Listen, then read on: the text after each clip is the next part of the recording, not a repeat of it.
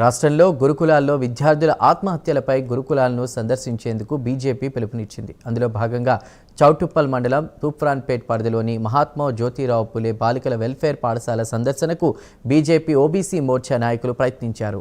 BJP OBC Morcha రాష్ట్ర అధ్యక్షుడు గంధమల్ల ఆనంద్ గౌడ్, నల్గొండ జిల్లా అధ్యక్షుడు నాగం వర్షిత్ రెడ్డిలు కార్యకర్తలతో కలిసి పాఠశాల వద్దకు వెళ్లారు. అయితే వీరిని పాఠశాలలోనికి అనుమతించకుండా గేటు వద్దే పోలీసులు అడ్డుకున్నారు. దీంతో గేటు దగ్గర ఆందోళనకు దిగారు.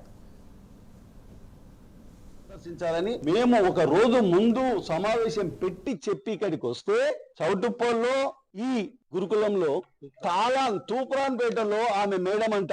కానీ గురుకులాలని చనిపోతే ఒకరి ప్రేమతో చనిపోయినంటారు, ఒకరి తల్లిదండ్రులు ఇష్టం లేక తీసుకుపోయినంటారు, ఒకరి తల్లిదండ్రులు ఇష్టం లేక ఇక్కడ ఉండలేక చనిపోయినంటారు. అంత పిల్లల మీదనే.